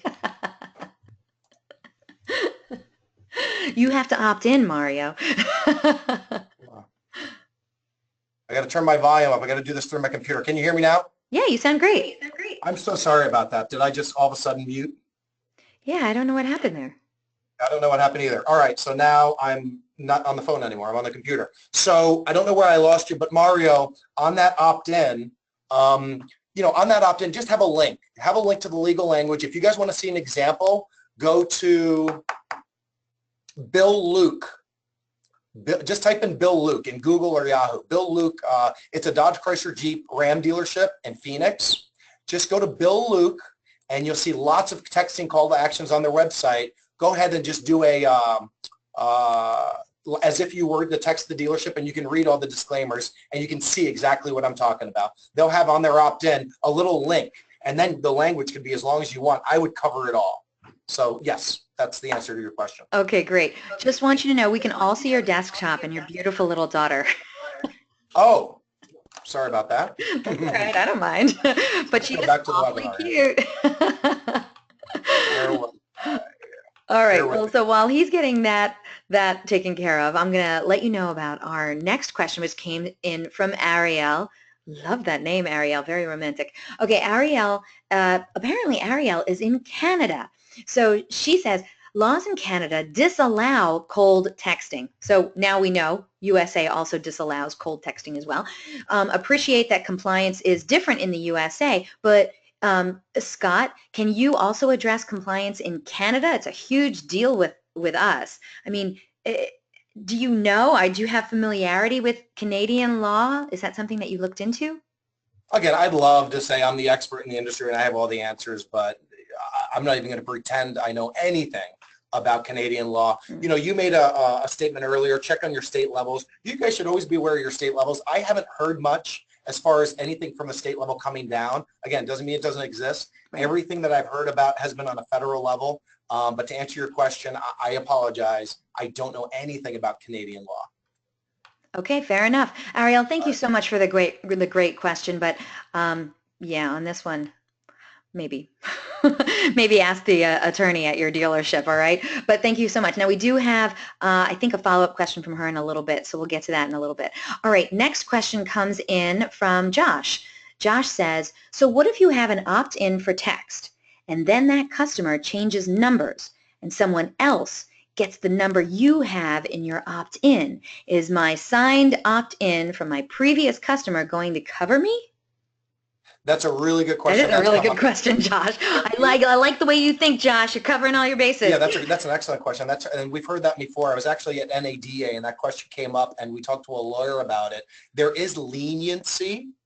Again, technically it's you are responsible for having an opt-in. If you can prove that that number had opted in, even if the device, the phone number in this case changes possession, there's leniency there. Now, if the consumer says, hey, this isn't John, this is Mike, I just took over this number, stop texting me, of course, you need to immediately cease communication. But there is leniency, there. Yes. Okay, that's good to know. And I think I remember hearing you say this earlier, but if somebody says stop or unsubscribe or any of those 5 key words that you were telling us, or even something close to it, so you can't even write back to them and say, yep, done. Unsubscribed, you know, no. Not even that. That's it, done. I'm pretty sure you can do that on email when somebody opts out to send them an email notification. But with texting, I'm 100% certain. And again, the Los Angeles Lakers recently confirmed this. You cannot. Absolutely not. Okay, good to know. All right, Josh, great question. Thank you for that. Okay, next one comes in from And again, Josh, to get back to that real quick, Eliana, while you're reading that, Josh, when you received that opt-in from that phone number, you received an opt-in from that phone number, not necessarily that person, right? If it's my wife's phone, if it's my phone, it wasn't from me personally, it was from that phone number. So again, Josh, if that phone number had opted in, and you have that on record, even if that phone changes hands, again, you're covered from a legal standpoint because that phone number had opted in. So again, just to answer that question. But if the new owner of the phone number wants out, then you have just to like grant as it. if that right, just as if that right, yes. Okay, so many questions. All right, next question comes in from Giovanni. I hope I said that right. Says, why is the opt-in any different for text than for regular phone call for transactional communications? It's really, really similar because TCPA treats text as they do phone.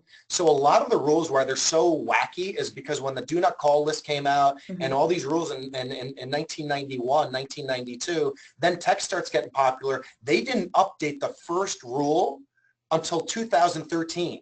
So, from 2005, 6, 7, 8, 9, 10, to your point, all the rules that apply to texting were actually created to appease the phone.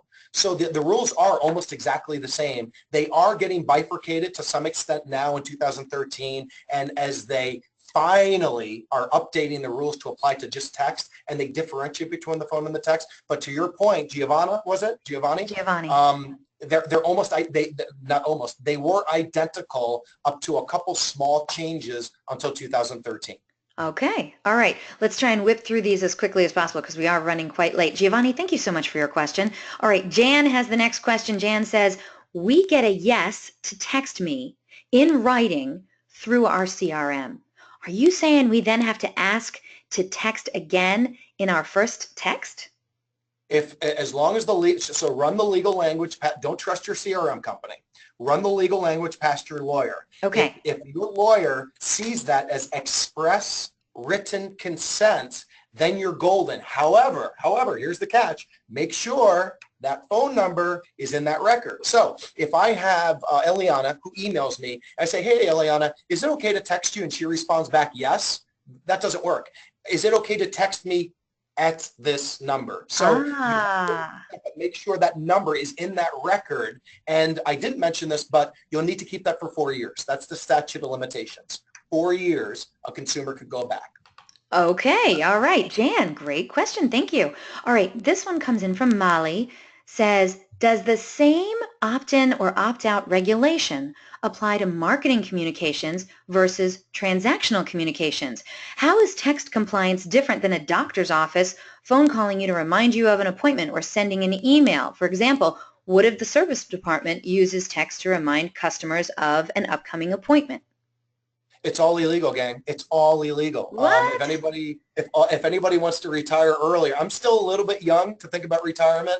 I will get there sooner than later. But if somebody wants to retire early and throw a quick class action lawsuit together, and you want to use that law degree that you earned from that prestigious school back in the 90s, when you're at a restaurant, hey, Eliana, give us your cell phone number. We'll text you when your table's ready. Illegal. Doctors confirming appointments, dentists confirming appointments, illegal. And You're again, kidding. Oh my God, all of that stuff has happened to me, like in the last week. Now, nobody's going to go to jail, gang. The FCC is not saying, hey, we have nothing better to do. Let's start cracking down. They're all civil suits. And they all settle. Now, having said that, there is one exception for emergencies. And there's a loophole that I'll tell you guys about because these are great questions. So the one exception is an emergency. When I was in South Dakota last Thursday, I was at the bar, I was in the restaurant bar, and all of a sudden everybody's cell phone went boop, and we all look at it and it's a kidnapping, here's the license plate, we've all got that before. That's an emergency. So in an emergency situation, if there's a hurricane, a twister, Megan's Law, or kidnapping, you're okay. Now, technically, you're saying, okay, Scott, that has nothing to do with us, but it does. Here's your guys' loophole. A recall is considered an emergency. A recall is considered an emergency. So should there be a recall notice? There's a dealer in South Florida that's really having fun with this one. He's at a Jag dealership. So when there's a recall on a Jag, he uses that as an excuse to text his entire database for those people that had bought that car. That's considered an emergency. That is the only, trust me, it is the only time you do not need an opt-in. You need an opt-in for your original question, marketing, sales, service. It doesn't matter if you're selling something. It doesn't matter if it has to do with your car in the shop. It doesn't matter if it has to do with the dinner relationship, or dinner reservation, unless it's an emergency. Okay. All right. Great question, Molly. Thank you. Okay. So Giovanni has a follow-up question. He says, you mentioned data charges, but someone could argue about phone call charges as well. Let me tell you something, Giovanni. I know plenty of lawyers in my day. Lawyers can make any argument. Of course they can argue that. But will they? Will it hold up in court? I don't know. Scott, you're not a lawyer. What do you think? So I think I understand the question. You're challenging me to say, well, I understand text, but because there's phone charges and that could send you over your data plan too, do the same rules apply? Who knows? The answer is technically yes. I haven't spent much time on looking at it from a phone perspective, but technically all these same rules apply. Now, again, jaywalking is illegal in New York. 99.9999999% of the people are still going to get away with it. But if somebody says, hey, don't call me anymore, you can't call them. But now you're going to say, well, where's their opt-in? The same rules do technically apply because, again, these are phone rules that they're applying to texting. But you're absolutely right. A text and a phone call could put you over, and a lawyer could, to Eliana's point, have a field day with that. Okay. All right. Thank you, Giovanni. All right. Next question comes in from Angie. Angie says, if a customer submits a lead, can we send a text that asks for permission through our CRM? For example, Bob from ABC Motors texts yes to opt in for texting. Okay. So this is a tough one. Technically, it's illegal. Really? Okay. So they go on your website. They say, I want more information. Here's my phone number. Technically, if you go into your CRM right now and you start sending opt-ins, technically speaking, it's illegal. Now, is a lawyer from a class action going to go after the dealer that's sending a bunch of opt-ins versus the dealer that's just cold out texting to begin with? The lawyer's probably going to take the text or the case of the dealer that's not even sending the opt-in. So you're one step safer, but technically speaking, from a legal standpoint, if you Google TCPA and you read the mounds and mounds of information, and a lot of CRM companies probably don't like me saying this, because a lot of website companies are probably saying, not website, a lot of CRM companies are saying, well, Scott, we have a tool that does that allows us to send the opt-in. Again, if you want to go head-to-head with my lawyers, we're a publicly traded company. The way we interpret the law is that you shouldn't be doing that. Again, which is why in this presentation, if you go and take all these steps to set up all these inbound leads, hopefully you won't have to resort to cold texting. Okay, here's my question. I'm going to follow up on Angie's. Let's say somebody goes to your website and they're filling in the thing and it's basically a lead. Is there a way that we can go into the website page and where they're filling in the lead, can we put in the opt-in there? Yeah, put in a text us button so they send you a text and then you opt them in right there and then. Because the other thing that we haven't talked about is if I have your cell phone number, Eliana, right, and let's say we got in a little bit of a spat later on today. Really? You thought I did a bad job on this webinar. I thought I did a good job, and I go to bed angry. So check out this. So you're 3 hours ahead of me. I'm on the West Coast. You're on the East Coast. At 12 o'clock midnight, if I'm still upset with you, and I have your cell phone number, I can go to Boat Trader. And I can start saying, send me more information on this cigarette boat. And what's going to happen? You're going to be sleeping on your nightstand. Your phone's going to be vibrating and vibrating and vibrating. You, my friend, have a case against Boat Trader because you never opted in to that text. So I'm just playing with your example. Even if the CRM says, text me at this number, even if you have something on your website by saying, hey, give me your phone number, I'm going to give you express written consent. Until you have that handset verification, just like American Airlines, where they actually sent the opt-in to that phone number, that is the best practice, and that's how you're safe. Because again, I could take your cell phone number and I could have your phone blow up from 3 in the morning to 6 a.m. and technically that kept you awake all night long. You have a big meeting. You could sue Boat Trader. And Boat Trader, just so you know, and Auto Trader are compliant. So in order for them to text you, they do send that handset verification to that cell phone. Does that Okay. make sense? Yeah, no, it's all coming clear to me. All right, Angie, thank you for bringing that one to our attention. Brianna wants to know, what LMS are you using for texting? Again, this is a no pitch zone, but if they ask, I can answer, right? Yes, you may. I use ours. We actually had one of the very first systems out there. Now, I do want to say, again, this isn't Auto by Tel, buy my product show. There are many out there, so check them out. There's a lot that are very, very price competitive, as are we. But I will challenge you, before you look at my tool, look at one or two others, and then call me. And I'll even tell you, if it's compliant and your website company is going to give it to you for free, take it. Don't pay for it. I mean, we're all friends here, right? I'd love to make money too, but just if you have one that you're looking at, run it past me. I'd be more than happy to give you my unbiased opinion. But to answer your question directly, we use our technology. We acquired a mobile company out of Pennsylvania a couple years ago. We really got ahead of this. We've had this probably for 6 years now, 5 years now. Okay, all right. So thank you so much, Brianna. Great question. Okay, Angie wrote back in. She says, going back to sales, I'm sorry, can you add a disclaimer on the form submission page that states we are able to text them? I think that was my question, that she had the follow-up question. So you're saying yes, but you just... You're one step closer to being compliant. If somebody's trying to set up a class action suit, the lawyer should see, ooh, well, the dealer really is taking an extra step to make sure they're disclosing it. So my personal opinion, I'm not a lawyer, is that you will have a less likely chance of getting sued, but technically, again, it's illegal. Technically, to Eliana's question, you want to have a system in place that sends the opt-in to the actual phone number, so that person from the actual phone number can respond back with their opt-in. That's bulletproof. So technically speaking, that's the only thing that's watertight. All right, Tony. I see your question. You don't have to put it in 3 times. All right, here we go. Tony's question is next. Let's pay it its due attention.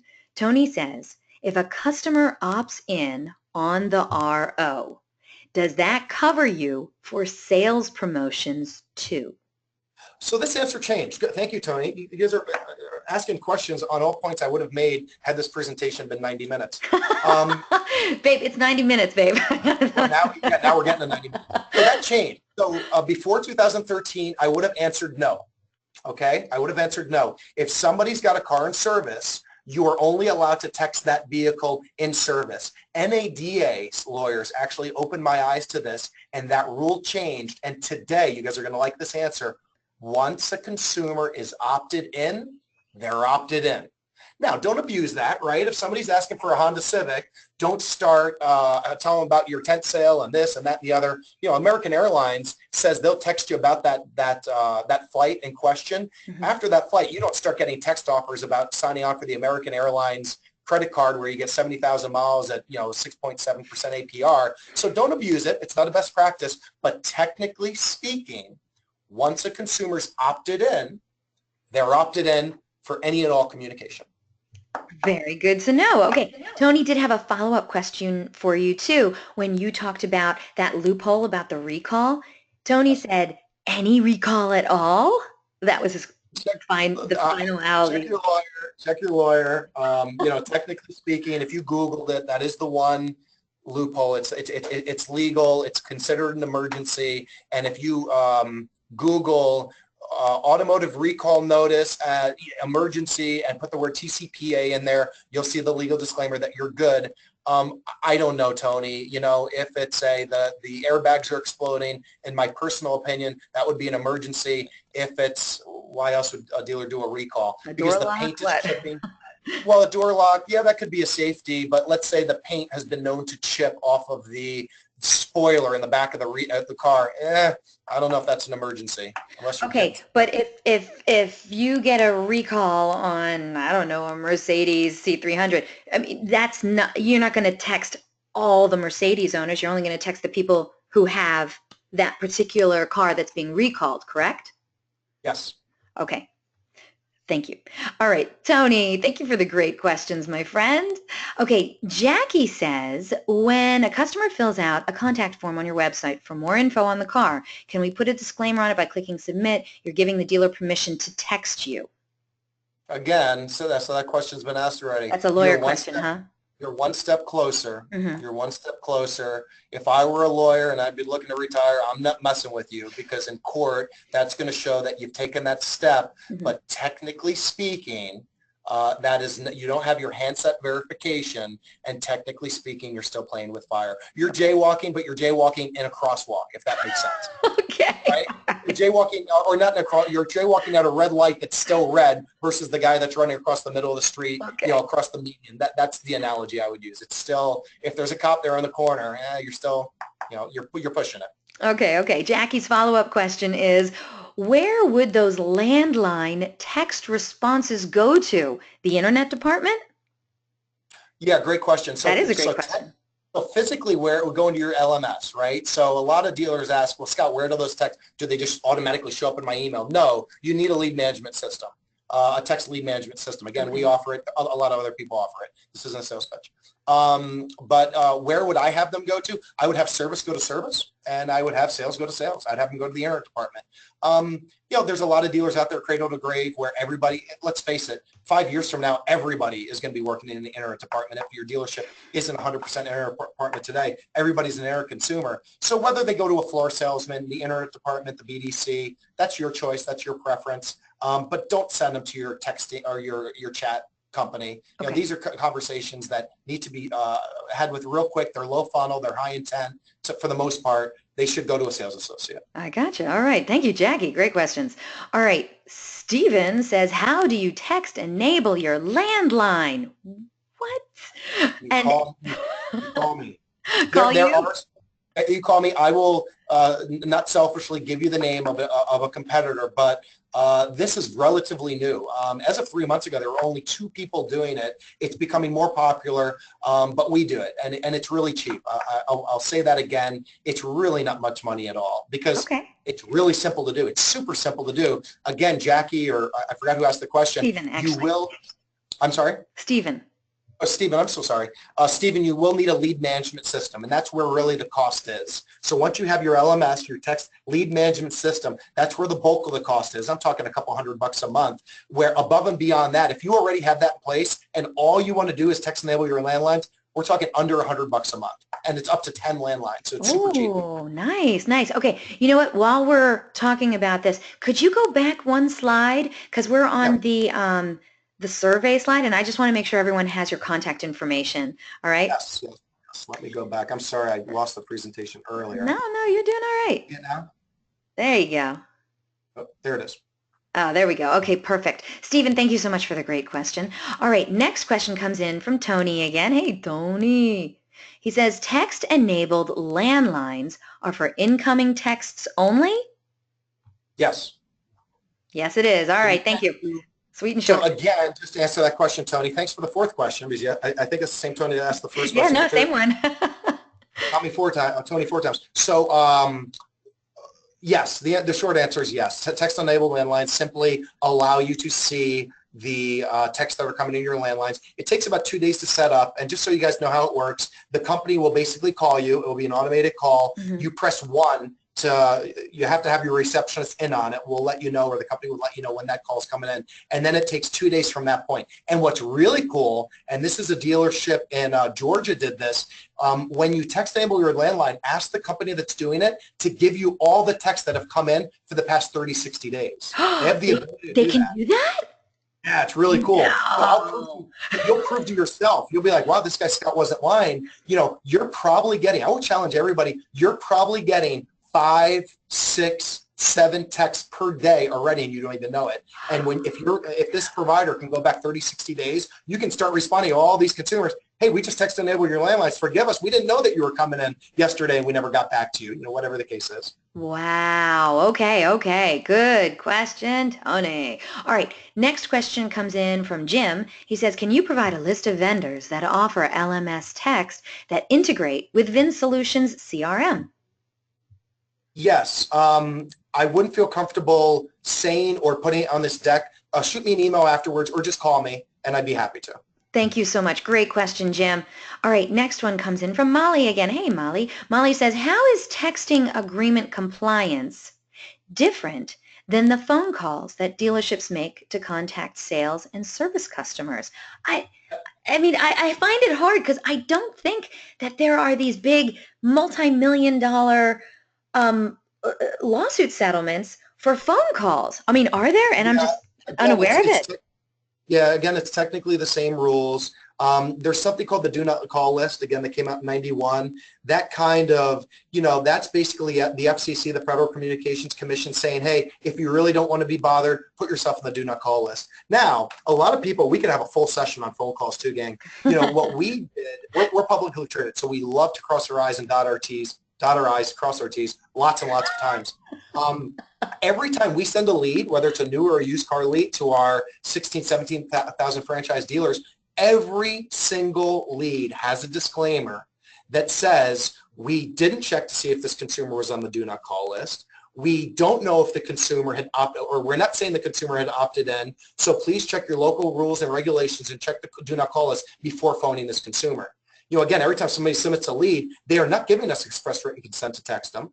And they're also not saying, hey, I'm not on the do not call list. So again, if you were to go to court and somebody went to our website saying, call me on this Honda Civic, here's my number, and then the consumer says, well, I was on the do not call list and the dealer still called me, the judge is going to be like, give me a freaking break. You told him to call you, right? So, that's probably why you're not seeing it. But technically, again, to this question, same rules apply.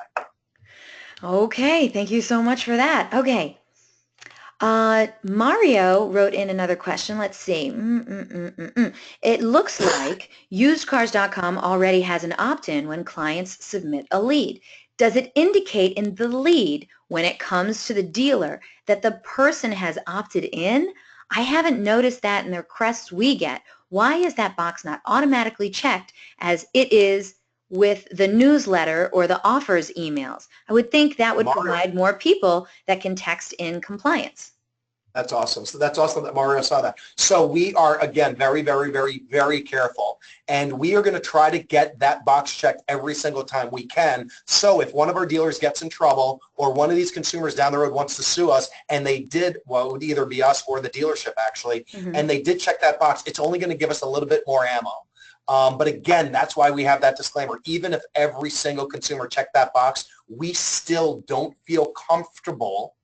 We still don't feel comfortable in saying, hey, it's 100%, you're golden, go for it, Mr. Dealer. That's why in every single lead we have that disclaimer. Okay.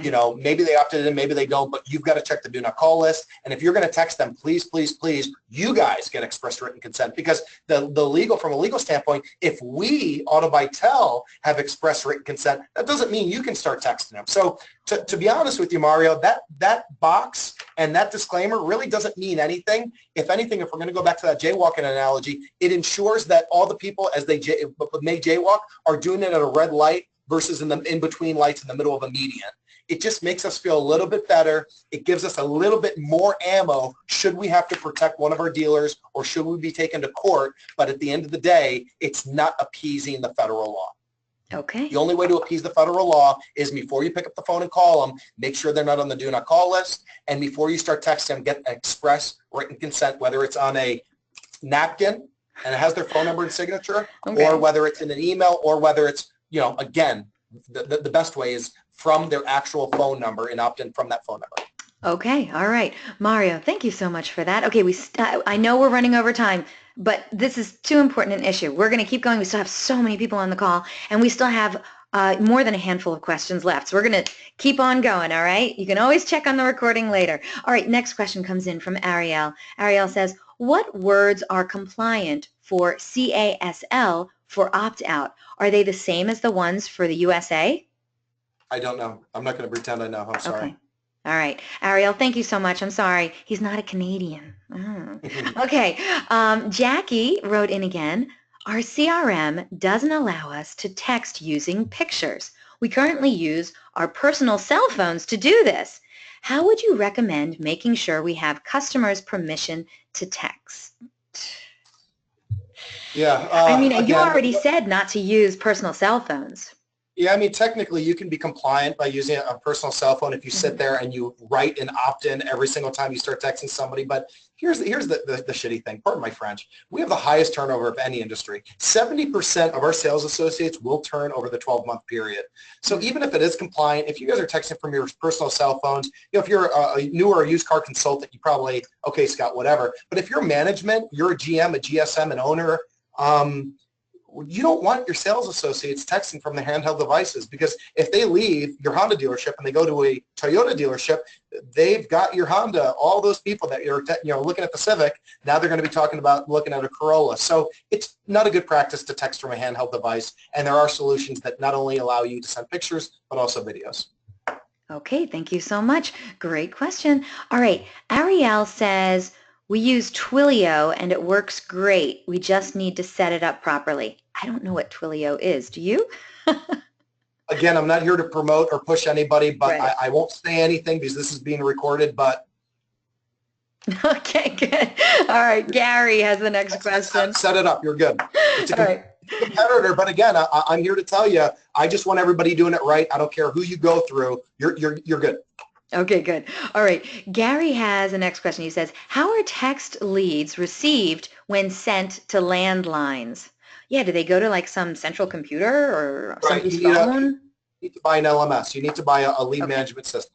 Okay, so they go into your LMS. Yeah, they'll go into your LMS. You can't, before you text enable a landline, before you put a text list button on your website, before you put text message marketing, Bigfoot to 45555, the first thing you have to do is set up a lead management system. Once you set up a lead management system for your text, you're golden. You can do all these things. And so then so then the information from the LMS automatically talks to the CRM. Yeah, it has to integrate or push. It has to. I've yet to run across one that hasn't, but there's a lot of little companies popping up. If there's a little company that pops up, call me, text me, email me. I'd be happy to take a look at them. But your big boys, your big names out there, your 800-pound gorillas, I've yet to see one of them doing it wrong. Okay, thank you so much. All right, Gary. Okay, last 5, and then we'll close out the show. Shannon says, our CRM is text ready, but we have a separate cell phone for texting direct. Do we still need an opt-in? Yep. You're going to have to say the word, Scott. Yes, you do. Yes, you do, Shannon. Thank you so much for that. Okay, Jan wrote in, who would answer the text after hours? The lead management system?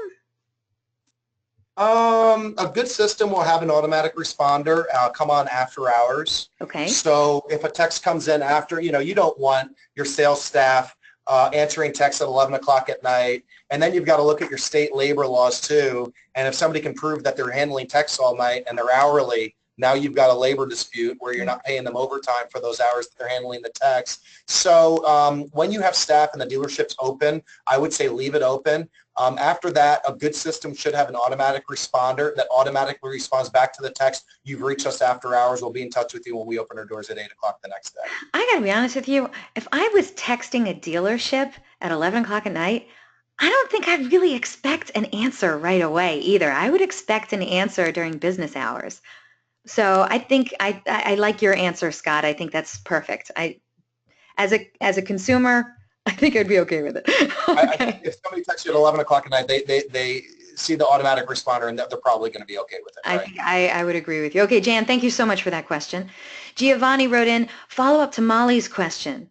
If they are viewed the same legally, so phone calls and texts, why does one require an opt-in and one does not for transactional communications? Again, from a court standpoint, again, I think that's why they came up with the do not call list, to kind of not legally trump that you need express written consent to call somebody. Right. I just went through this with a lawyer out of Ohio, and the exact same rules apply. So again, I would see that I like using this analogy. It's the difference of jaywalking in Times Square, where everybody does it. Let's call that the phone. And it's the difference of jaywalking in South Dakota. I'll tell you right, if I jaywalked in South Dakota last week, I would have right away. The cops were just waiting for him. Nobody was jaywalking. I didn't even see somebody put their foot in the street. Different place, not different rules, but different place. The rules are enforced in different ways in different places. So the rules are a lot more strict. I shouldn't say that. The rules are the same, but are being enforced a lot more strictly via text. And we know this from all the settlements than they are phone. That's the long answer. All right, Giovanni. Giovanni says thank you, by the way. All right. So polite. I love that. Okay. Amber says our sales associates use their cell phones to call their customers. When a customer texts them, what should the sales associate's next step be? Ooh, good question, Amber. They shouldn't be using their cell phones. Okay. Wait, not a good question, Amber. No, it's a great question. So a lot of dealers, so Amber, this is where a lot of GMs come up to me and they say, hey, Scott, listen, great presentation, whatever. You make good points, but your heads are in the clouds. I'm never going to change this. I have a dealership with 80 staff members. If you think I'm going to go in my Monday morning meeting and tell them to stop texting from their handheld devices, they're all going to roll their eyes and laugh at me. So, but they get it. They're like, so what do I do? Change your employment agreement. That's the answer. Change your employment agreement. Go ahead and tell them in the next Monday morning meeting, no more texting, no more phone calls from your handheld devices. Watch 3/4 of your sales and service roll their eyes at you, and then just say, oh, and by the end of the day, stop by HR to pick up an amendment for your employment agreement. Everybody's going to be like, what the hell are they talking about? And that amendment, again, run this past your lawyer, but should read something like follows. We, ABC Motors, are not responsible for any phone calls or text placed from your handheld device. You are fully responsible, and ABC Motors takes absolutely no indemnification. They're not responsible in any way. Now, what that's going to do psychologically, that's going to make all your sales associates say, well, when they said it, I rolled my eyes, but now that I'm actually signing this amendment to my agreement, I probably shouldn't do this. So one, they're going to take you a lot more serious, and a lot of people are going to stop doing it. And two, should you be called into court, I can't tell you that that's going to absolve your dealership. I can't tell you that that's going to free you from blame, because you are still responsible for Johnny, the internet manager, who's texting or calling the consumer on the dealership's behalf. However, it should help. So one, the psychology is it should get your consumer, it should get your staff to stop doing it. And for those who don't stop doing it and still getting you in trouble, the court will see that you did take an extra step. Whether that helps you or not that day in court when the verdict is being dropped, I don't know, but it can't hurt. All right. So let me ask you something. Should the dealership be providing cell phones to the salespeople so that they're not using their personal? Yeah, a lot of dealers do that. You know, a lot of dealers that don't have a round robin set up for a CRM, what they'll do is they'll buy a cell phone and put it in the middle of the errant department, and that will be called the bat line, right? Whether it's the dealership's phone or it's a personal device, the one benefit to it being the dealer's phone, at least that data stays with the dealership if and when a salesperson leaves. So that's a big plus versus having people on their handheld devices. But the second thing is, again, if you want to be compliant, use an LMS system to respond back to your dealers. When a dealer goes to autobytel.com and texts me for more information, the only thing I get on this phone is a notification saying I have a text. It's called the Bitly link. So they text me the Bitly link. I click on that, and it takes me into my web-based lead management tool. That's another thing, guys. When you're looking at your lead management system that you want to buy for your dealership, they're cheap. They're really cheap. I'm not talking about like a CRM here. Make sure it's web-based. Make sure it's web-based, so even if it's your day off and somebody sends you a text, you can still get a Bitly link emailed or texted to you. You hit it, you go to the cloud, the World Wide Web, and then you have the conversation from the World Wide Web via your lead management system. Okay, that's great advice. All right, Amber, I hope that helped you out.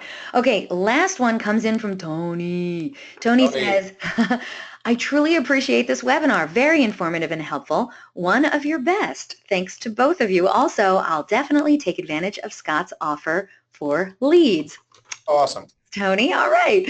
All right, you, with that, Scott, I'm letting you off the hook, my friend. You did a bang-up job. Thank you so much.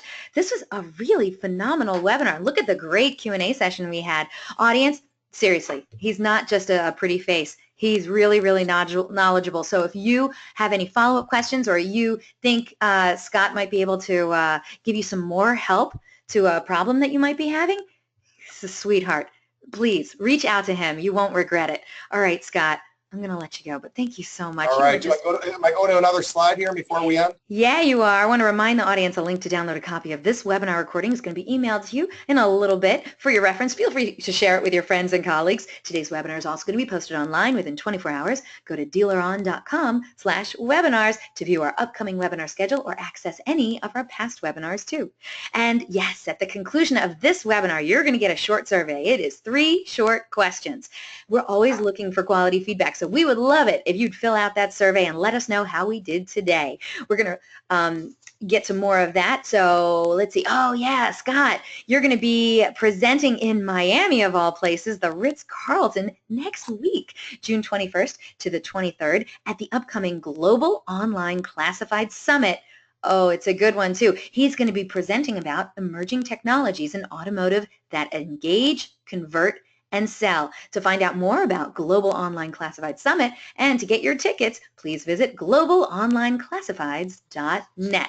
And Scott, you're a busy man. You're also going to be presenting at the upcoming Internet Sales 20 group next month. It's at the Grand Hyatt in my old stomping grounds, Philadelphia, July 10th through the 12th. Scott is going to be presenting The Game is Won and Lost Online. DealerOn's own Greg Gifford's also going to be there. He's going to be talking about major insights to the world of local SEO for dealers. So it should be an awesome show. To find out more about the IS20 group and to get your tickets, please visit InternetSales20group.com. And hey, if you find you're in Orlando sometime next month, I'll be there. We got an amazing event coming on, the Women in Automotive Conference. I'm going to be emceeing it for the 3rd year in the row.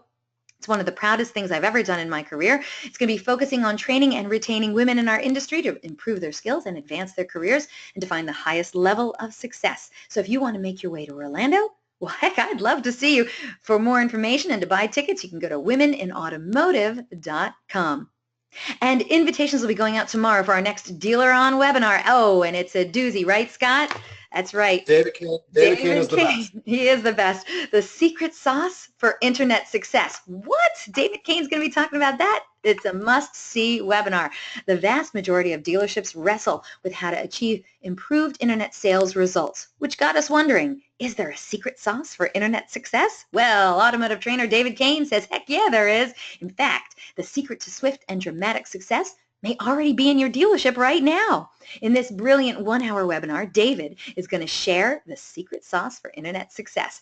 Throughout his extensive career, David has studied industry-leading sales managers and how they steer internet operations to market dominance and sustained profitability. And he's ready to share the goods with you. David's going to demonstrate the critical communication tactics and proven management strategies used by the very best in our industry that's going to get you exceptional results and a bigger bottom line. This is a must-see hour of automotive awesomeness. So are you ready to learn the secret sauce for internet success?